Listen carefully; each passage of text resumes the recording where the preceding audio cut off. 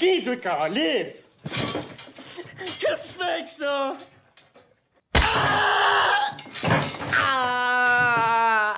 Դուդ պլես։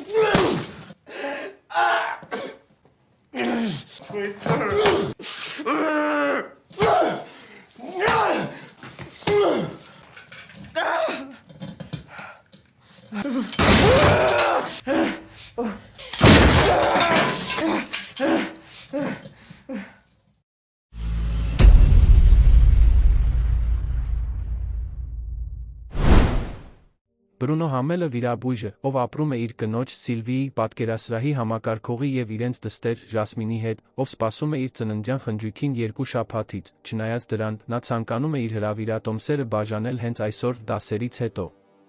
Բրունոն և Սիլվին երկուսն էլ հոգնած են, ուստի հիասթափված Ժասմինը որոշում է դրանք տանել ճաշից հետո։ Բրունոն նրան բաճկոն է տալիս, ուղղում նրա մազերը և հորդորում զգույշ լինել ու անմիջապես տուն գալ, պարզվում է, որ ամուսիններն իրականում այդքան էլ հոգնած չեն և պարզապես ցանկանում են միմյանցով զբաղվել, քանի դեռ տանը մենակ են։ Մի քանի ժամ անց Բրունոն արթնանում է, ոչինչ չկասկածելով, որ ինչ-որ բան այն չէ, նա զբաղվում է իր առօրյա գործերով։ Գալիս են Ժասմինի դասընկերները և Ժասմինին հարցնում, ասելով, որ ամբողջ կեսօր նրան չեն տեսել, սաստիկ անհանգստացած Բրունոն զանգահարում է Ժասմինին, բայց պատասխան չկա, պարզվում է, որ հեռախոսին նաև հաղորդագրություն է թողնված եղել, որը Բրունոն բաց է թողել։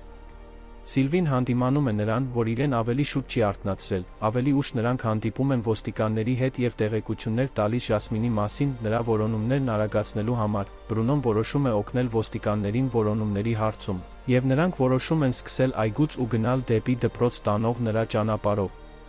Բրունոն սկսում է որոնումները։ Մի ոստիկան սարսափելի տեսարանի է ականատես լինում։ Ոստիկանները փորձում են կանգնեցնել Բրունոյին, բայց նա շտապում է դեպի խոտերի վրա ընկած անշնչացած Ժասմինը և պոռթկում լացով, մինչ նա զննում էր նրա մարմինը, Բրունոյին ակնհայտ էր դառնում, որ ինչ-որ մեկը պղծել է իր դստերը։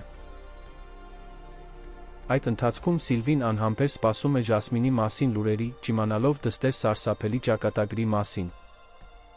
7 օր անց Բրունոն և Սիլվին պատրաստվում են Ժասմինի հուղարկավորությանը։ Հաջորդ օրերին երկու ծնողներն էլ գնալով ավելի են հեռանում միմյանցից,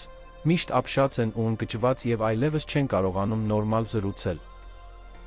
Մի քանի օր անց Բրունոն զանգ է ստանում դետեկտիվ Էրվե Մերկյուրից, վերջինս կարծում է, որ հավաքված ապացույցների հիման վրա գտել են Ժասմինի մարդասպանին և ասում է, որ հանցագործը կդատապարտվի։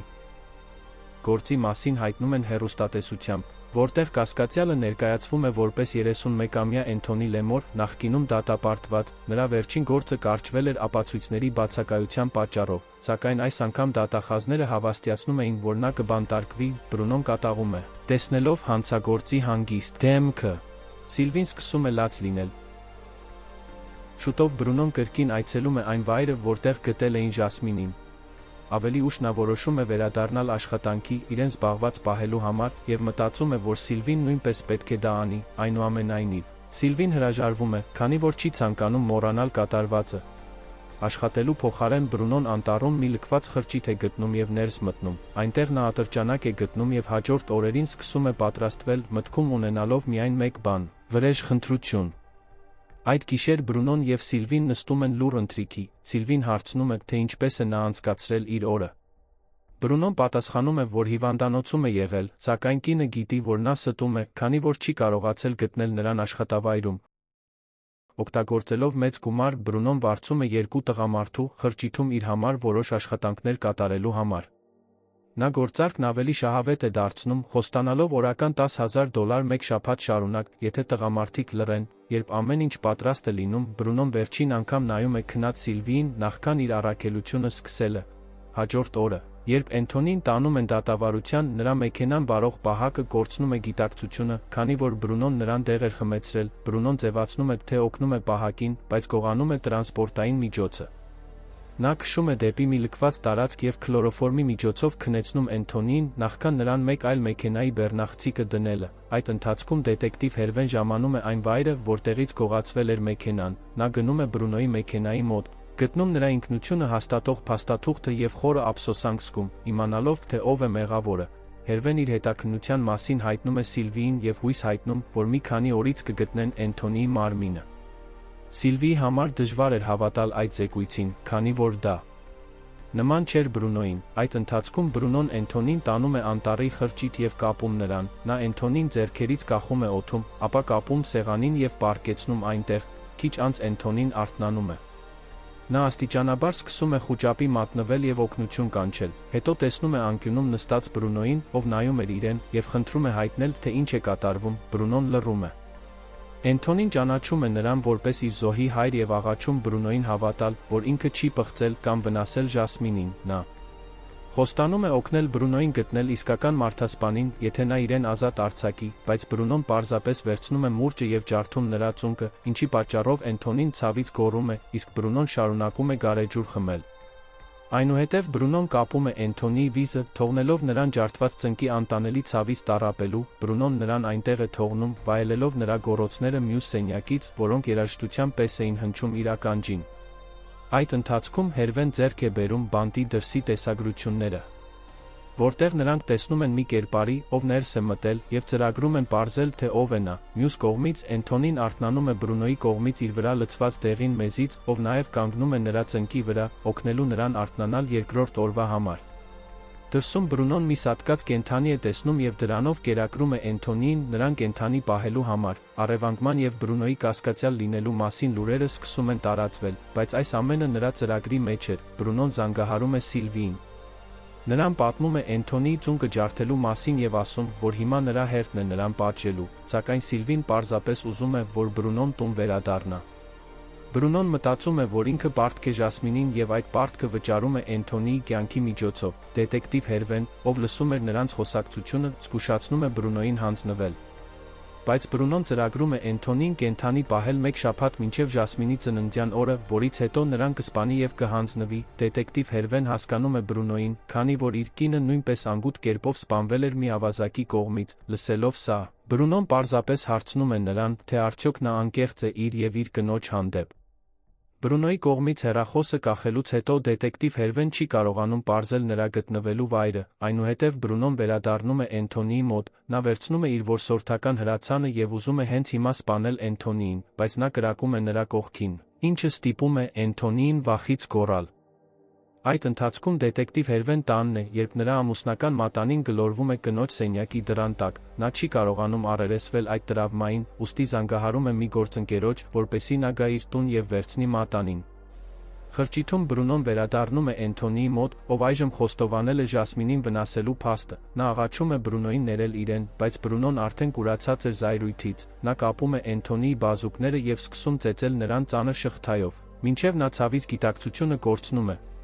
Ոստիկանության բաժնում Հերվեն հանդիպում է իր թիմի հետ, փորձում են պարզել, թե որտեղ կարող է թաքնված լինել Բրունոն, եւ կասկածում են, որ նա անտառի մի փոքրիկ տան մեջ է։ Նրանք ոչ մի հստակ հետք չունեն, բայց դետեկտիվներից մեկի կարծիքով նրանք չպետք է այդքան չարչարվեն Էնթոնիի նման մեկին փրկելու համար, սակայն Հերվեն պնդում է, որ ինքը հենց Բրունոյին է ուզում փրկել։ 4-րդ օրը Էնթոնին տառապում է իր վերքերից։ Ուստի Բրունոն որոշում է նրան որոշակի բժշկական օգնություն ցուցաբերել, որպեսզի նա ողջ մնա։ Նա անտեսում է տղամարդու աղաչանքները վերջ տալ իր կյանքին, քանի որ նրան տանջելն այլևս ոչինչ չի կարող անել Ժասմինին վերադարձնելու համար։ Ավելի ուշ Բրունոն դիտում է լուրերը, որտեղ հարցազրույց են վերցնում իր կնոջից, ով ասում է, որ իր կարծիքով Բրունոն խելագարվել է։ Լսելով սա, Բրունոն զայրացած զանգահարում է նրան հանրության առաջ իրենից երես թեքելու համար։ Բրունոն մեղադրում է նրան, որ նա իրականում չէր սիրում Ժասմինին եւ նա խնդրեց զբաղվել իր գործերով։ Փոխանակ դստեր հետ գնար հրավիրատոմսերը բաժանելու։ Մինչդեռ Սիլվին իր հերթին մեղադրում է նրան դստեր զանգը բաց թողնելու մեջ։ Նրանց խոսակցությունը ոչ մի տեղ չի տանում, ուստի երկուսն էլ զայրացած անջատում են հեռախոսը։ Հերվեն եւ իր թիմը լսում են վեճը եւ կարողանում են գտնել Բրունոյի մոտավոր գտնվելու վայրը։ Ավելի ուշ Բրունոն վերադառնում է Էնթոնիի մոտ, ով փորձում էր պատմել իր դժբախտ մանկության մասին եւ այն մասին, թե ինչպես է դա դարձել իր բռնության հակման պատճառը։ Բայց Բրունոյին դա չի հետաքրքրում։ Բրունոն նրան ցույց է տալիս թույնի մի փոքրիկ սրվակ, որն օգտագործվում է բոլոր շարժողական ֆունկցիաները կաթվածահար անելու համար, բայց մարդուն թողնում է գիտակից վիճակում։ Էնթոնին խնդրում է նրան չանել դա, սակայն Բրունոն առանց երկմտելու ներարկում է նրան, եւ շուտով Էնթոնին կաթվածահար է լինում ու լռում։ Այնուհետև Բրունոն նրան միացնում է շնչառական սարք, նրան ցույց է տալիս Ժասմինի նկարը եւ սկսում կտրատել նրա մարմինը։ Թեև Էնթոնին միայն կարողանում էր լաց լինել, Բրունոն բառացիորեն դուրս է քաշում նրա կողքի աղիքները։ 5-րդ օրը Բրունոն նախաճաշ է պատրաստում, երբ լսում է Էնթոնիի ցավից գոռոցը եւ հասկանում, որ դեղի ազդեցությունն անցել է, ուստի նա զգում է ամբողջ ցավը։ Էնթոնին հրաժարվում է ուտել, այնուհետև նա սկսում է ծաղրել Բրունոյին։ Քանի որ վերջինս թվում է դժգոհ եւ մտածում է, թե էլ ինչ անի հետո, զայրացած Բրունոն դուրս է գալիս սենյակից եւ գնում դուրս խմելու։ Նա հազիվ է զսպում արցունքները։ Երբ նա վերադառնում է Էնթոնիի մոտ, վերջինս վերջապես ցույց է տալիս իր իրական դեմքը։ Նա խոստովանում է, որ սպանել է եւս 3 աղջիկների եւ Բրունոյին տալիս է նրանց անունները։ Նա Բրունոյին ասում է, որ նախքան սպանելը նա նորից ու նորից վայելել է Ժասմինին։ Սաստիկ զայրույթից Բրունոն բռնում է Էնթոնիի կոկորդը, բայց հասկանում է, որ հանցագործը հենց դա էլ ուզում է։ Շուտով Բրունոն կապվում է Հերվեի հետ եւ հարցնում նրան, թե արդյոք նրա վիշտը մի փոքր թեթևացավ, երբ իր կնոջ մարդասպանը բանտարկվեց։ Բայց Հերվեն չի կարողանում պատասխանել, դետեկտիվ Հերվեն առաջարկում է օգնել նրան, բայց Բրունոն մերժում է նրա օգնության առաջարկը։ Այդ պահին Հերվեի աշխատակիցները հայտնում են, որ մոտ են Բրունոյի գտնվելու վայրին։ Ոստիկանների մի խումբ գնում է մի վայր, որտեղ կասկածում են, որ Բրունոն թաքնվում է։ Նրանք շրջապատում են տունը եւ ներս մտնում ատրճանակներով, գտնելով միայն մի համակարգիչ, որը կեղծում էր Բրունոյի գտնվելու վայրը։ Մյուս կողմից Բրունոն կանգ է առնում մի լցակայանում, պաշարներ վերցնելու համար։ Թվում է, թե գանձապահը ճանաչում է նրա դեմքը։ Նա առերեսվում է նրա հետ իր ինքնության հարցով, բայց գանձապահը հայտնում է, որ սատարում է Բրունոյի արածին, ասելով նրան շնորհակալություն բառը։ Թվում է, թե սա ոգևորում է Բրունոյին։ Եվ նա վերադառնում է Էնթոնիի մոտ, ձեռքին վիրահատական դանակ։ Այդ ընթացքում Հերվեն համոզված է, որ Բրունոն զանգահարում է իր կասկածած վայրից, եւ նրա բոլոր մարդիկ փնտրում են նրան։ Ավելի ուշ եւ Բրունոն եւ Հերվեն դիտում են լուրերի հաղորդումը, որտեղ բացահայտվում է, որ Բրունոն իշխանություններին հայտնել է Էնթոնիի կողմից սպանված մյուս աղջիկների մասին։ Ծնողների մեծ մասը համաձայն էր նրա հետ, բոլորը բացի մի կնոջից, ով կարծում էր, որ Բրունոյի արածն անիմաստ է։ Սա դուր չեկավ Բրունոյին, ով անմիջապես ծրագիր կազմեց։ Այդ գիշեր նույն կինը իր բնակարանում էր, երբ զգաց, որ ինչ-որ բան այն չէ, անսպասելիորեն Բրունոն հարձակվում է նրա վրա եւ տապալում նրան։ Մի քանի րոպե անց կինը արթնանում է եւ տեսնում իր դիմաց կանգնած Բրունոյին։ Բրունոն նրան ասում է, որ նա կարող է նման մեկնաբանություն անել միայն այն պատճառով, որ դեռ չի առերեսվել իր դստեր մարդասպանի հետ։ Պարզվում է, որ դա ճիշտ է, եւ Բրունոն նրան քարշ է տալիս Էնթոնիին տեսնելու։ Մինչդեռ կինը դիմադրում է եւ հրաժարվում նայել նրան, Բրունոն նրան քարշ է տալիս, որպեսզի նա տեսնի Էնթոնիին։ Այնուհետև նրան մուրճ է տալիս եւ հորդորում վերջ տալ իր դստեր կյանքը խլած տղամարդուն։ Այնուամենայնիվ, կինը հրաժարվում է։ Ուստի Բրունոն նրան փակում է սենյակի մեջ եւ ստիպում առերեսվել իր ժխտողականությանը։ Մի քանի րոպե անց Բրունոն վերադառնում է նրան վերցնելու եւ երկուսով զրուցում են։ Կինը հայտնում է, որ արդեն ջնջել է Էնթոնիին իր մտքից եւ առաջ է անցել իր կյանքում։ Բայց Բրունոյի կարծիքով դա անհնար է։ Կինը կարծում է, որ Բրունոյի կողմից Էնթոնին տանջելը պարզապես նրա դստերը նորից սպանելու պես մի բան է։ Լսելով սա, Բրունոն այլևս չի կարողանում զսպել իր զայրույթը եւ հարվածում է կնոջը, ինչի հետևանքով նա վայր է ընկնում։ Այնուհետև նա նրան թողնում է ճանապարհի եզրին, իսկ իր մեքենան թողնում է խրճիթի մոտակայքում գտնվող մի ճանապարհի վրա։ Այդ գիշեր Բրունոն զայրույթից եւ հիասթափությունից սկսում է քանդել տարածքը, նայելով հատակին ընկած Էնթոնիի անգիտակից մարմնին։ Ավելի ուշ Բրունոյի կողմից առևանգված կինը գնում է ոստիկանություն եւ տեղեկություններ տալիս կատարվածի մասին։ Շուտով մի ոստիկան գտնում է կնոջ մեքենան եւ այդ մասին հայտնում դետեկտիվ Հերվեին։ Այդ ընթացքում Բրունոն տեսիլք է ունենում, որտեղ տեսնում է Ժասմինին եւ փորձում է մաքրել նրան։ Այդ պահին նա արդեն ընդունել էր դստեր մահը եւ չէր կարողանում զսպել արցունքները։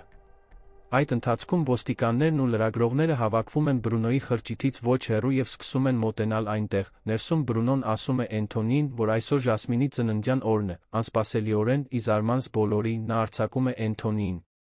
Քիչ անց դետեկտիվ Հերվեն եւ ոստիկանները ժամանում են խրճիթ եւ բարձրախոսով հորդորում Բրունոյին հանձնվել։